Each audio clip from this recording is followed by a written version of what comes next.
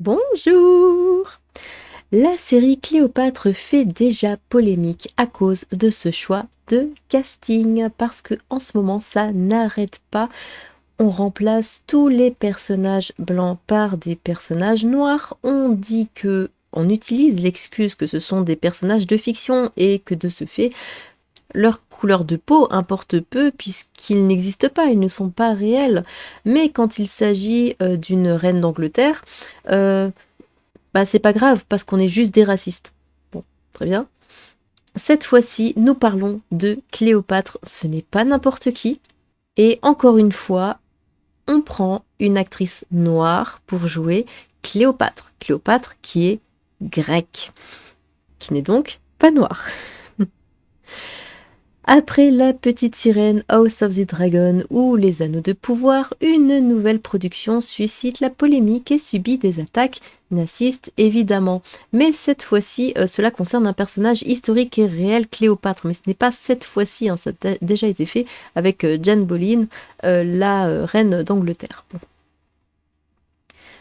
Après La Petite Sirène, House of the Dragon ou Les Anneaux de Pouvoir, Albelly dans le rôle d'Ariel dans La Petite Sirène, Sophia Nomvet, j'imagine, dans celui de la princesse naine Disa dans Les Anneaux de Pouvoir, ou Jodie Turner-Smith en Anne Boleyn, les polémiques autour du choix de caster des actrices noires pour incarner certains personnages de séries ou de films enflent dans les réseaux.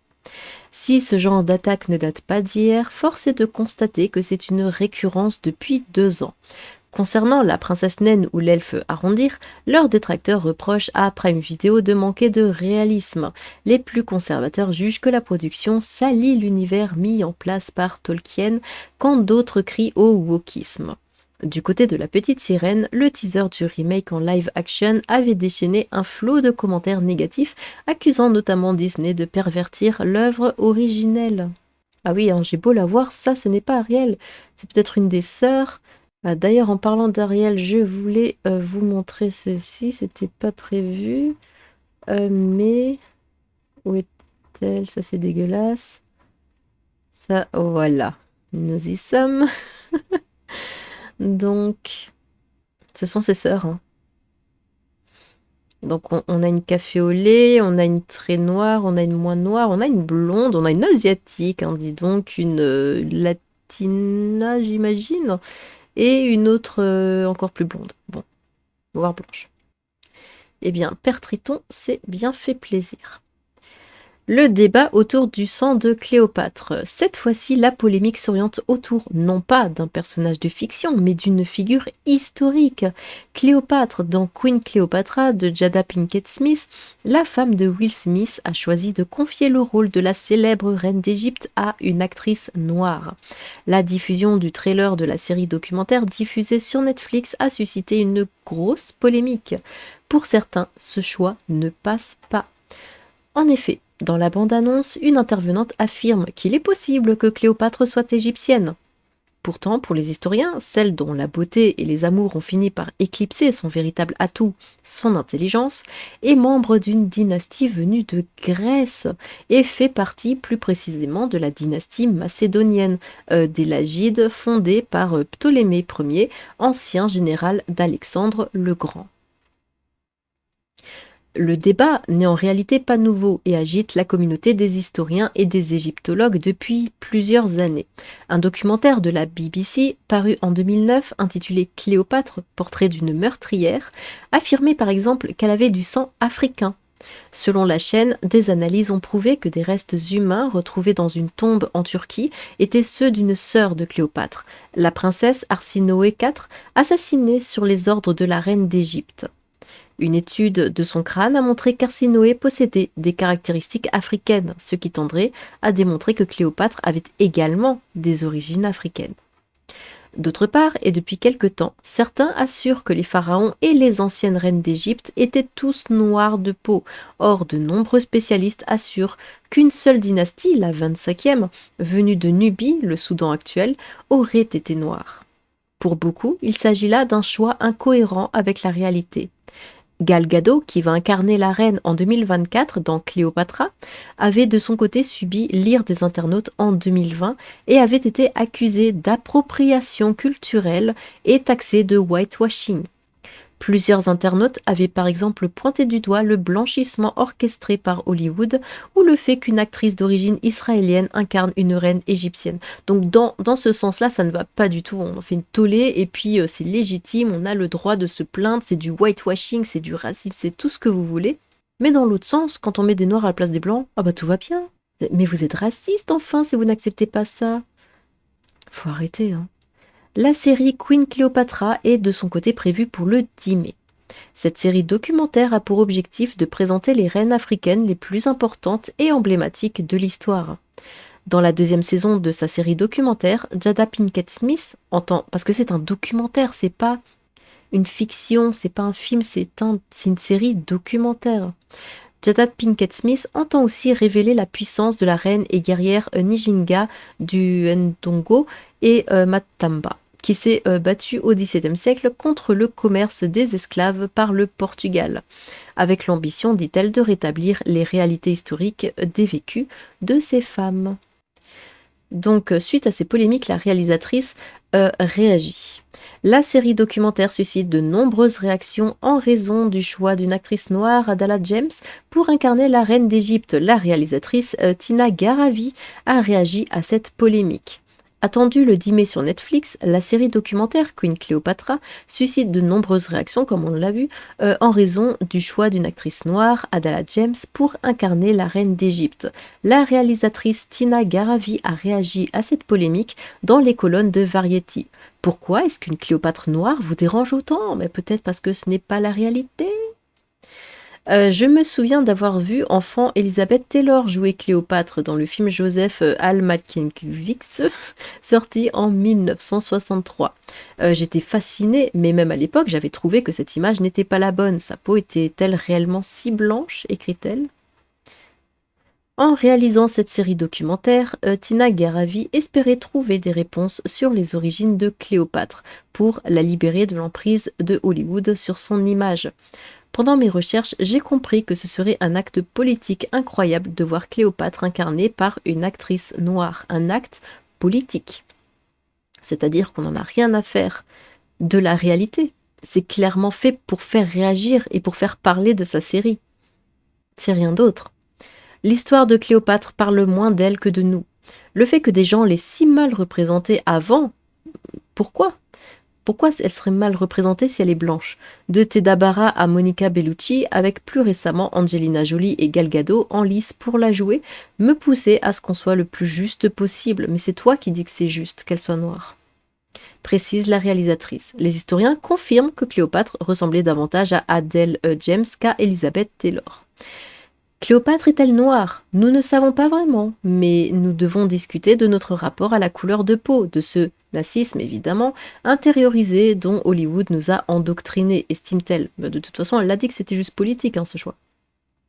Nous devons comprendre que l'histoire de Cléopâtre parle moins d'elle que de nous. Nous devons libérer nos imaginaires et recréer avec audace un monde dans lequel nous pouvons explorer nos figures historiques sans craindre de les représenter avec complexité. Très bien, explorons nos figures historiques sans craindre de les représenter blanches quand elles étaient noires à la base. Pourquoi ça marcherait pas dans ce cas-là? Je suis fière de Queen Cléopatra, de cette nouvelle Cléopâtre et de l'équipe qui l'a conçue. 18 000 signatures. Le choix d'Adele James a provoqué la colère d'internautes mécontents, certains accusant Netflix de cancel culture ou de réécrire l'histoire. La polémique est telle qu'une pétition a même été mise en ligne pour demander le retrait de la série sur Netflix. Elle comptabilise à ce jour plus de 18 000 signatures. Un avocat égyptien, Mahmoud Al-Semari, a également déposé une plainte cette semaine contre Netflix, accusant la plateforme de contrefaçon. Ce que montre Netflix n'est pas conforme à l'islam et aux valeurs et principes de la société égyptienne, écrit-il dans sa plainte. La comédienne Adele James a quant à elle pris la parole sur les réseaux sociaux pour dénoncer les critiques et les insultes qu'elle reçoit depuis la diffusion de la bande-annonce. Alors ça par contre c'est complètement stupide de s'en prendre aux acteurs eux-mêmes. Non, ce sont les réalisateurs qui font le choix du casting. Faut s'en prendre aux gens qui font le casting. Pas aux acteurs. Elle a fait que il demande une noire, bah, elle est noire, bah elle y va. Mais c'est pas sa faute à elle. Ce genre de comportement ne sera pas toléré sur mon compte. Vous serez bloqué sans hésitation. Si vous n'aimez pas le casting, ne regardez pas la série. Donc, on a vu ici que la réalisatrice dit oui, mais non, elle était noire, ta. Sauf que Cléopâtre avait la peau blanche. L'Égypte répond à Netflix sur la polémique liée à la reine. Avant même sa sortie, le docu-fiction dans lequel l'actrice blablabla on a vu, Cléopâtre avait la peau blanche et des traits hellénistiques, a tranché jeudi le ministère égyptien des Antiquités, donc je pense qu'il sait de quoi il parle, alors que Netflix a annoncé la sortie prochaine d'un docu-fiction dans lequel une actrice noire incarne la célèbre reine, suscitant des réactions passionnées. J'aime bien comme ils disent ça. La reine Cléopâtre, produit par Jada Pinkett Smith, est présentée comme fondée sur des reconstitutions et des témoignages d'experts, lol, sera diffusée le 10 mai sur la plateforme de vidéo à la demande. La bande-annonce assure que ce docu-fiction retrace la vie de la dernière pharaone d'Égypte. D'ailleurs, oui, quand on parle de Cléopâtre, on parle de Cléopâtre VII. Hein. C'est elle la plus connue parce qu'il y a eu d'autres, du coup 6 autres, hein, Cléopâtre, mais on parle de la 7e. En lutte pour défendre son trône, sa famille et son œuvre. Mais avant même sa diffusion, il suscite une vive polémique en Égypte. De nombreux internautes y ont vu une réécriture de l'histoire, tandis qu'une pétition en ligne, on l'a vu. Et dans un pays où régulièrement des voix réclament l'interdiction de Netflix pour des contenus jugés offensants pour l'Égypte ou ses valeurs familiales, la députée Saboura Al-Sayed a demandé une énième fois au Parlement d'interdire la plateforme. Jeudi, le ministère des Antiquités a publié un long communiqué citant de nombreux experts, tous catégoriques. Ok. Cléopâtre avait la peau blanche et des traits hellénistiques, concluent tous les experts. Les bas-reliefs et les statues de la reine Cléopâtre en sont la meilleure preuve, poursuit le ministère dans son texte agrémenté de tétragrammes. Qu'est-ce que c'est que ça? Des pièces de monnaie grecques et de statues en marbre représentant Cléopâtre avec des traits européens.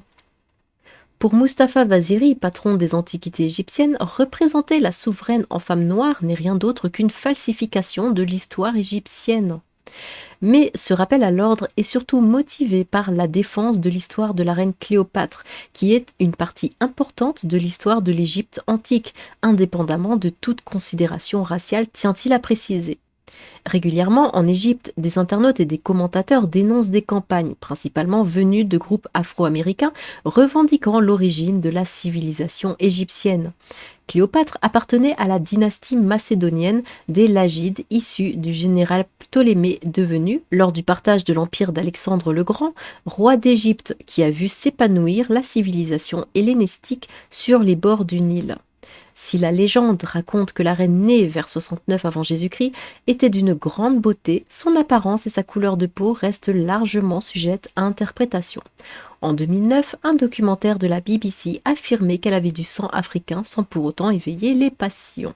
Bien, alors je pense que du moment que les experts disent qu'elle était européenne, que même le ministère égyptien des Antiquités dit qu'elle était blanche, à un moment, il faut arrêter de se voiler la face.